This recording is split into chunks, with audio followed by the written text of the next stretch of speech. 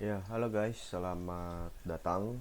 Nah, untuk selanjutnya kita akan membahas tentang Angular with Clean Architecture atau Angular Framework ya, framework untuk khusus front end. Oke, kita mulai untuk membahas. Kita langsung kepada tahap contoh atau implementasi. Untuk secara teori mungkin teman-teman bisa menonton video sebelumnya. Nanti akan saya lampirkan di deskripsi. Yap, eh untuk Angular dalam fase clean architecture biasanya ini saya contohkan sebagai berikut. Ada beberapa layer yang nantinya bisa kita gunakan ya. Nah, kalau kita melihat pada gambar di sebelah kiri tentang struktur eh, project, yang dimana di dalamnya itu ada core, ada data, ada pages. Iya, kita akan bahas satu persatu tentang fungsi dan juga bagaimana cara penggunaannya nanti. Oke, yang pertama itu ada folder core. Nah, core ini itu biasanya diisi oleh base, domain, helper, repository, dan juga use case. Lalu ada data. Nah, data ini berkaitan dengan collection dan repository. Dan yang terakhir itu ada pages atau bisa disebut sebagai presentation.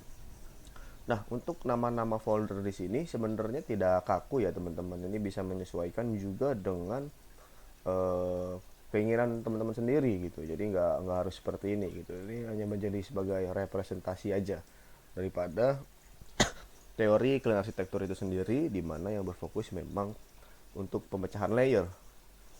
Oke, kita next bahas satu-satu. Nah, yang pertama itu ada layer pertama, di mana layer paling utama yaitu ada core. Nah, core ini itu memiliki 5 cakupan atau bahkan bisa lebih ya teman-teman. Kalau misalkan tadi saya bilang ini hanya nama folder aja mengikuti gaya yang dibuat oleh Clearsy. Yang pertama itu ada domain. Domain ini bisa disebut model data teman-teman.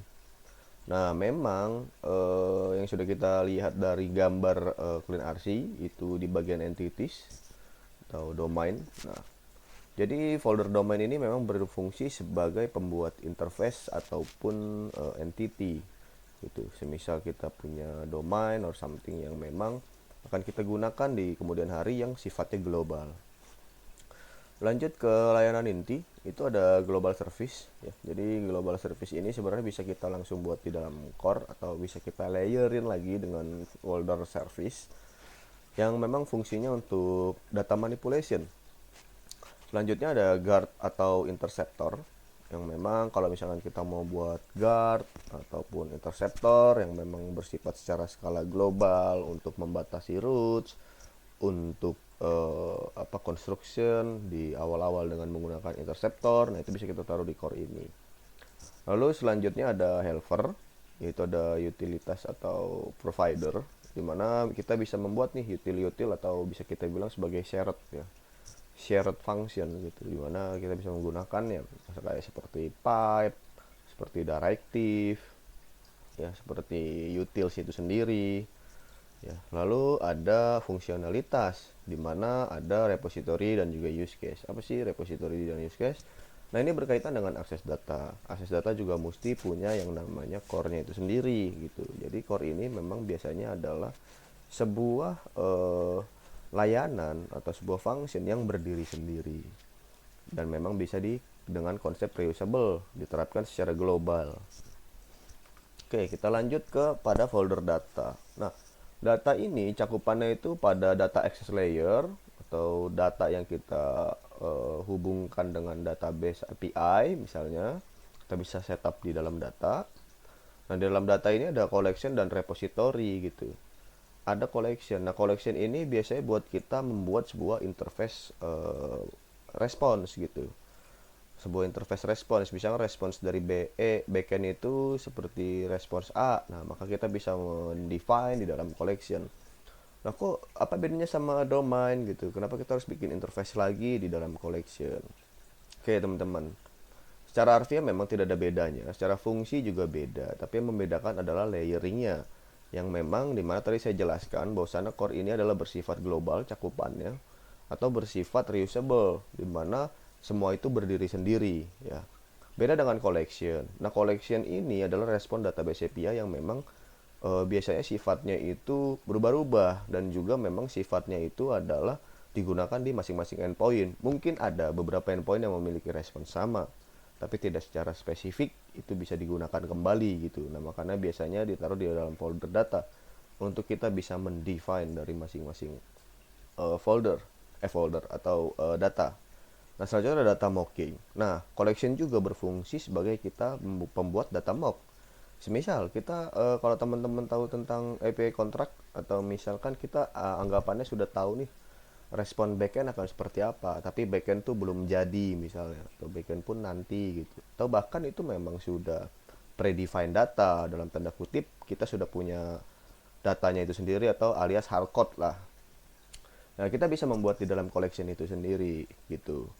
Nah, selanjutnya ada repository. Apa itu repository? Nah, ini repository itu adalah berhubungan dengan penghubung.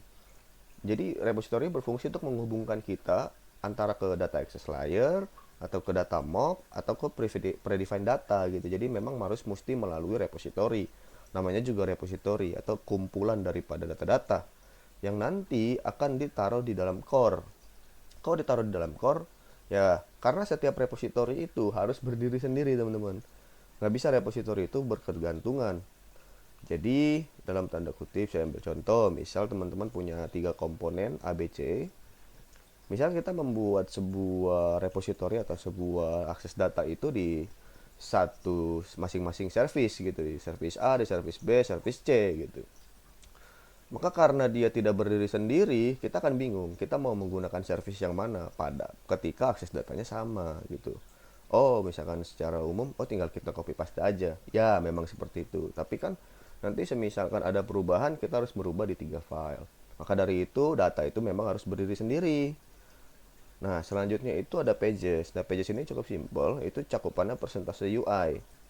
Atau yang udah berhubungan langsung dengan user gitu, klien. Oke, sekarang kita kaitkan dengan Clean RC ya. Tadi kita bicara soal Clean RC.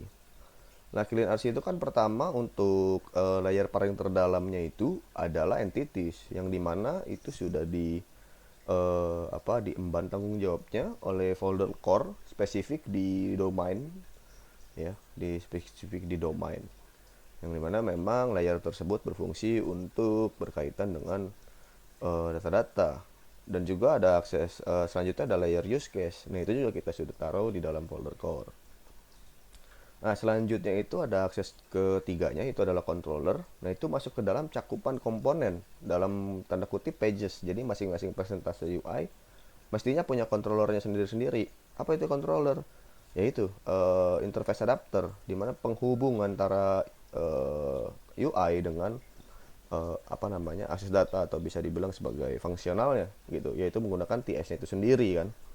Nah, selanjutnya itu bagian terluarnya ada akses data, gateway, DB, dan segala macam. Nah, itu masuk ke dalam beberapa komponen cakupan data yang akan dihubungkan kepada use case tersebut. Seperti itu. Nah, ini ya yang tadi saya bilang. Nah, jadi di dalam pages ini tidak hanya presentasi UI, misalkan ada komponen .ts ya. Itu kita bisa membuat di situ. Oh, enggak. Kita misalkan menganut juga dengan sistem clean code, yang dimana per line itu 20 function. Oh, misalkan kita mau refunction sebuah fungsi.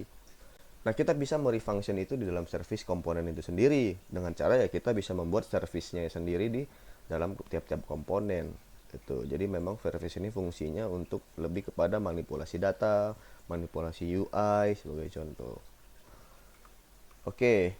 Mungkin untuk teorinya seperti itu. Nanti untuk sesi selanjutnya saya akan langsung mencoba mengimplementasikan dalam project Angular yang ada. Jadi kita bisa langsung sama-sama tahu bagaimana pengimplementasiannya. Dan saya akan memberikan sesi-sesi secara spesifik bagaimana cara kita membuat akses data, bagaimana cara kita membuat use case, bagaimana cara kita membuat mocking, bagaimana apa fungsi mapper, apa fungsi use case, dan segala macam akan ada di sesi selanjutnya. Oke, mungkin sekian dulu dari saya. Terima kasih. Mungkin jika ada pertanyaan atau hal-hal yang dirasa kurang nyaman, saya mohon maaf. Sorry jika ada pertanyaan, bisa menghubungi saya atau komentar di bawah. Terima kasih.